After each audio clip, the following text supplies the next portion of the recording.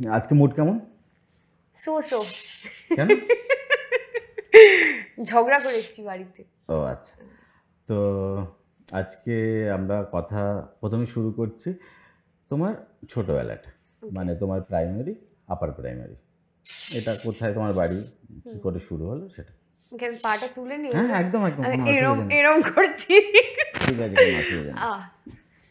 তো ছোটবেলা বলতে আমি ছোটবেলা থেকে এখনো অবধি একটা মানে মজার ব্যাপার, বালিতেই আছি। আচ্ছা। ঠিক আছে, ছোটবেলায় আমাকে যখন জিজ্ঞাসা করো তো বাড়ি কোথায়, আমি বলতাম বালি। আর লোকে ভাবতো মানে ছোটবেলায় যেরকম ভাবে হ্যাঁ বলে হ্যাঁ না, তো হ্যাঁ জানি তুমি বাড়িতেই থাকো, কিন্তু আচ্ছা। কোথায়। তো যাই হোক, আমি বালিতে থাকি, এখনো থাকি। তাই ছোটবেলা থেকে হ্যাঁ, তবে ছোটবেলায় পড়াশুনো নিয়ে ফার্স্টে বলি। স্কুল আমার ছিল, প্রথমে ছিল হচ্ছে বালি বঙ্গ শিশু বালিকা বিদ্যালয়। তারপরে আমি গেছিলাম হচ্ছে পাঠ ভবন। তারপরে সেখান থেকে হায়ার সেকেন্ডারি স্কুলে আবার ফিরেছি বালি বঙ্গ শিশু। তারপরে গেছি হচ্ছে উত্তরপাড়া গার্লস হাই স্কুল। আমি স্কুলের পাঠটা আগে চুকিয়ে দিলাম, কারণ এই নিয়ে আমি বেশি বলতে চাই না। আর খুব মজার কেটেছে ছোটবেলা। অনেকেই বলে যে আর ফিরতে ইচ্ছা করে না ছোটবেলায়। ছোটবেলায় থাকলে মনে হতো বড় কবে হব, কিন্তু বেসিক্যালি আমার ছোটবেলাটা ভীষণ ভালো কেটেছে। প্রচুর খেলেছি। পড়াশুনো নিয়ে আমার কোনো বাড়িতে সেরকম কোনো, মানে অ্যাভারেজ স্টুডেন্ট না ভালো স্টুডেন্ট, কি রকম আমি স্টুডেন্ট? ছোটবেলাটা ভালো স্টুডেন্ট ছিলাম, তারপরে বেলায় ভীষণ অ্যাভারেজ স্টুডেন্ট হয়ে গেছিলাম, কারণ আমি পড়াশোনা করতাম না একদম। ঠিক আছে, খেলাধুলোর দিকে ভীষণভাবে। এবং যেটা মজার বিষয় সেটা হচ্ছে আমার কাছে না একটা এরকম ডিজিটাল ক্যামেরা ছিল। তো সেই ডিজিটাল ক্যামেরাটাকে একটু বড় হওয়ার পর আমার সামহাও আমি এখনো ফিল করি, আমার মানে মনে হয় আগের জন্মে আমার অ্যাক্টিংয়ের সাথে কোনো একটা কানেকশন ছিল। আচ্ছা। সেই জন্য আমার বাড়িতে কেউ অ্যাক্টিং করে না, দূর দূরান্তে কোনো কিছু রিলেটেড নেই এই ব্যাপারে। আমি ছোটবেলা থেকে এরকম ডিজিটাল ক্যামেরাটাকে এরকম কম্পিউটার টেবিলের ওপরে রাখতাম। তখন তো ল্যাপটপ নয়, ডেস্কটপ, আর একটা কম্পিউটার টেবিল থাকতো, তার উপরে রাখতাম। আর ঘরে ওই হয় না কালারফুল লাইটগুলো, লাল নীল অটোমেটিক্যালি কালার চেঞ্জ হচ্ছে, আর একটা ফ্যান রাখতাম, এরকম স্ট্যান্ড ফ্যান, যেটা এরকম হাওয়া দিত, চুল ফুল উঠতো। আর এরকম একটা ওয়াশরুম ছিল, কয়েকটা ড্রেস আমি ওখানে রেখে আসতাম। এসে আমি গান চালাতাম একটা, মানে যেরকম শাহরুখ খানের কোনো একটা গান সাপোজ টু বি হচ্ছে, মিউজিকে চলে গেলাম ড্রেস চেঞ্জ করে, আবার এসে আবার রিয়াকশন দিলাম, চুল উঠছে, ক্লোজ আপ, সেটাও ক্যামেরার কাছে চলে গেলাম। ঠিক আছে, ওটাকে নিয়ে এডিট ফেডিট তো তখন আমার মাথায় ছিল না কি ব্যাপার, ওটাকে টিভিতে কানেক্ট করতাম। ওই দেখবে একটা ওই ইয়েলো রেড এরকম যে পোর্টগুলো থাকে ওগুলো দিয়ে টিভিতে কানেক্ট করে, টিভির ওই যে মোডটা ছিল, টিভি একটা কি মোড বলে ওটার নামটা আমার এক্স্যাক্টলি মনে হচ্ছে না, ওপরটা ব্ল্যাক থাকে নিচটা ব্ল্যাক থাকে, ওটা ফিল্মগুলো ওরকম ভাবে দেখানো হতো। ওটাতে দিয়ে আমি বসে বসে আরামসে দেখতাম কবে আসবে। এই এই এই এজটা কত তখন? এই এজটা হচ্ছে তখন আমার ক্লাস 6 থেকে আমি এই মোডে চলে গেছি। আচ্ছা। 6 থেকে শুরু করে অ্যাক্টিং, এই এখন যেহেতু এই 10-12 বছর ধরে আমি অভিনয় করছি এবং মোটামুটি চলছে কাজ অফ অ্যান্ড অন, সেই জন্য হচ্ছে না, কিন্তু আমার যখনই কাজ চলে না আমার তখনই অভিনয় শুরু হয়ে যায় বাড়িতে, মোটামুটি আয়নার সামনে। এর আগে বাড়িতে মাথা খারাপ হয়েছে, তুমি বিশ্বাস করবে না, মানে যে আসতো আমি তাকে ক্যামেরা ধরিয়ে দিতাম আর খালি বলতাম এরকম ধরো কিছু একটা অ্যাড আছে পেপসোডেন্টের, পেপসোডেন্ট দাঁত, মানে লাইক যেরকম আর কি হয় ফেয়ার অ্যান্ড লাভলি, আপনার স্কিনকে যদি স্মুথ আর হেলদি করতে চান লাগিয়ে নিন ফেয়ার অ্যান্ড লাভলি। হেয়ারের একটা কিছু মানে চলেই যাচ্ছে। তোমার সামহাও ফিল হয় যে মনে হয় যে আগের জন্মের সাথে কোনো একটা ভাবে রিলেটেড আছে ব্যাপারটা। তারপরে পড়াশোনা মানে কলেজ বলতে আমি কলেজের ফার্স্ট ইয়ারটা দিয়েছিলাম আমাদের মনীন্দ্রনাথ কলেজে, সেকেন্ড ইয়ারটাও ওখানে আমি দিই, কিন্তু আমার আনফর্চুনেটলি সেরকমভাবে কমপ্লিট হয়নি।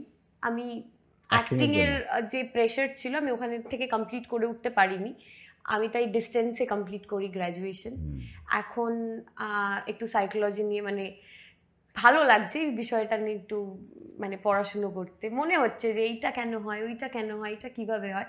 তো এখন আমি সাইকোলজি নিয়ে পড়াশুনো করছি, ইন ফিউচার দেখি কি করা যায়। প্রথমে তোমার যেটা হচ্ছে গিয়ে এই ক্যামেরায় ছবি তুলতে ভালো লাগতো, ভিডিও বানাতে ভালো লাগতো, সেখান থেকে অ্যাক্টিং এই জার্নিটা, মানে বাড়ির লোককে তো কনভিন্স করানোর ব্যাপার ছিল যে অ্যাক্টিং করবো না, সেরকম কোনো ব্যাপার ছিল কোনো না। ব্যাপার ওই ছিল পরিস্থিতিটা না। কিরকম ছিল? আমার বাড়িতে সবাই ভীষণ কুল, আমার বাবা তো ভীষণ কুল, আর আমার মা হচ্ছে ভীষণ কুল নয়, কিন্তু মানে অভিনয় করা মানে করবে এইসব নিয়ে কোনো ব্যাপার ছিল না, সে কিছু একটা করবে। আমার মায়ের ব্যাপার ছিল হচ্ছে মেয়ে যা কিছু করবে আমার বাড়িতেই থাকবে। আচ্ছা, ঠিক আছে, মানে অভিনয় যে করতাম, অভিনয়ের জায়গায় আমি যদি অন্য কিছুও করতাম তাহলেও বলতো কিচ্ছু করার দরকার নেই মনা, তুই বাড়িতেই থাক, তোকে তো যা যা লাগবে আমি দিয়ে দেবো, মানে এই টাইপের। কিন্তু অভিনয় করবে না মানে ওই এই বিষয় নিয়ে তাদের কোনো রকম কোনো মেয়ে হচ্ছে আমাদের কাছে থাকবে, বাকি যে যা হ্যাঁ কিছু মানে করতে পারে। মেয়ের সাথে সময় কাটানো যাবে, আচ্ছা, দ্যাট ইজ আ মেন মোটো। তো প্রথম কি কাজ করলে, কিভাবে সেখানে? প্রথম কাজ করেছি আঁচল, একটা ইন্টারভিউ দিয়েছিলাম আমি, তো ওটা দেওয়ার পর আমার প্রথমে মাথায় ছিল হচ্ছে কাগজের ইন্টারভিউ দিলে যারা অভিনয় করতে মানে যায় তাদেরকে টাকাও পে করতে হয়, মানে অভিনয়ের সুযোগ পাওয়ার জন্য একটা বিজ্ঞাপন দেখলে, যেটা না একটা সানন্দা টিভির বিজ্ঞাপন দেখেছিলাম। আচ্ছা, কিন্তু আমি বিজ্ঞাপন দেখা মানেই হচ্ছে আমার মাথায়, যেহেতু আমাদের ফ্যামিলির কেউ নেই এখানে, তো আমার মাথায় অলওয়েজ মানে সবাই ঢুকিয়েছিল যে অভিনয় করা ও তো প্রচুর টাকা পয়সা দিতে হয়। আচ্ছা, আমি ভাবতাম অভিনয় করব, টাকাও দেবো, মানে কেন? ঠিক আছে, না বাবা ঠিকই বলছে, অভিনয় করতে গেলে টাকা দিতে হয়, টাকা তো এখন দিতে পারবো না, তাহলে অভিনয়ও আর হলো না, বাড়িতেই করি, এরকম একটা ব্যাপার ছিল। থিয়েটার করার খুব ইচ্ছা ছিল, তো আমি মানে প্রচণ্ডভাবে তখন চেষ্টাও করছিলাম থিয়েটার করার। তো ফাইনালি আমি একটা ইন্টারভিউ দেখি এবং আমাকে একজন বলে যে আমি ওখানে ভোকাল ট্রেনিং নিতে যেতাম, তো ওখান থেকে অয়নদা, আমার মনে আছে, থ্যাংক ইউ ভেরি মাচ অয়নদা, তুমি যদি এই এপিসোডটা দেখো, রিয়েলি মানে আই এম রিয়েলি গ্রেটফুল কি ও আমাকে প্রথম দেখে বলেছিল তুমি যাও না, একবার দাও না, দেখো না কি হয়। তো আমি তখন যাই, টুকটুক করে ভয় যাই, কিন্তু না আমি ভয় যাইনি, মনে করেছি আমি তো এখন আমার যতটা ভয় হয়তো গ্রো করেছে যে এটা কি করব, ওটা কি করব, এরকম কিরমভাবে অভিনয় করব, আমার কিন্তু ফার্স্ট ডে মানে আই ওয়াজ সো কনফিডেন্ট যে এত রিহার্স করি, এত প্র্যাকটিস করি, ও ফাটিয়ে দেবো, 1000 জন লাইনে 10,000 জন লাইনে থাকে, আমি অভিনয় করে ফাটিয়ে দেবো। বাবাকে বলতাম যে জাস্ট আমাকে তুমি রামোজি ফিল্ম সিটির সামনে ছেড়ে দাও, বাকিটা আমার দায়িত্ব করে নেওয়া। তো ট্রুলি আমি ওখানে গেলাম এবং একটা মনামিদির বাড়ি ছিল, যোধপুর পার্কের একটা জায়গায় অডিশন হয়েছিল, তো এরকম লম্বা লাইন, মানে বিরাট লাইন। কিসের জন্য? এটা সানন্দা টিভির একটা লিডের জন্য ওরা অডিশন নিচ্ছে। আচ্ছা, সানন্দা টিভি তো পরবর্তীকালে বন্ধ হয়ে যায়। হ্যাঁ, তো ওদের একটা লিডের জন্য অডিশন নিচ্ছিল, তো ফাইনালি আমি গেলাম। তো তখন আমি অডিশন দিলাম, ইপসিতাদি বলে ছিল, ইপসিতাদিকে হয়তো চিনবে, 19-20 এখন আনন্দ মেলাতে মনে হয় আছেন উনি। তো উনি অডিশনটা নিলেন এবং অনেকেই মানে অডিশন নিলে এইরকম একটা ঘর, সেখানে অডিশন হচ্ছে এবং যারা সিলেক্টেড হচ্ছে তারা ছোট্ট একটি ঘর পাশে সেখানে গিয়ে বসছে এবং তাতে গুটি কয়েকজন আছে, মানে 3-4 জন 5 জন হবে হয়তো হার্ডলি, আর বাকি সব বাড়ি চলে যাচ্ছে।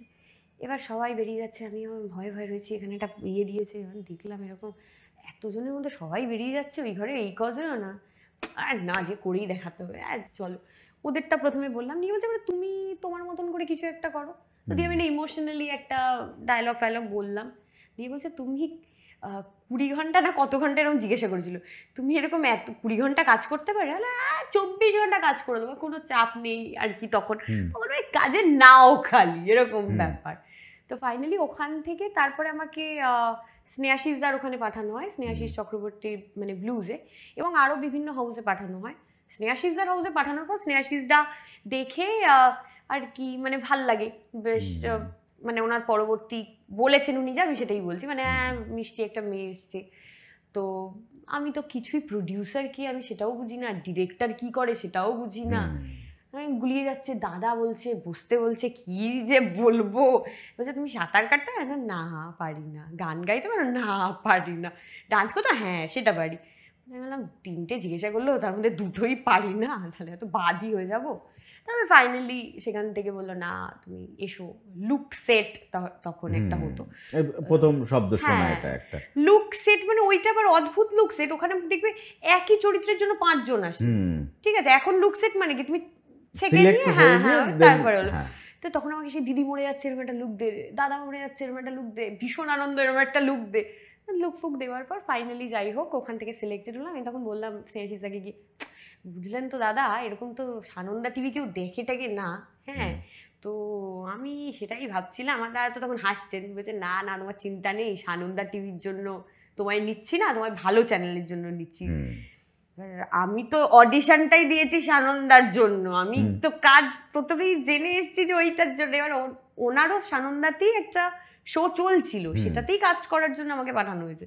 কিন্তু উনি ওখান থেকে যাই হোক, সানন্দা টিভির নামে তো একটু বলে ফলে এলাম।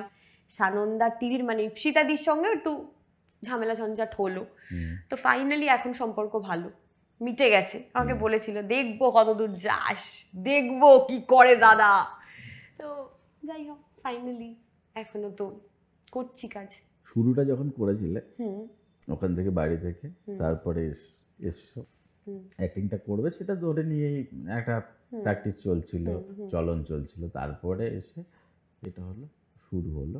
তারপরে যে সেই তোমাকে, তোমার নাম বোধহয় লোকে টুসু টুসু বলেই জানে। হ্যাঁ, ওই জানে এটা 0 to হিরো, এই যে এই গ্যাপটা, এটা তো খুব অল্প দিনই দেখেছো।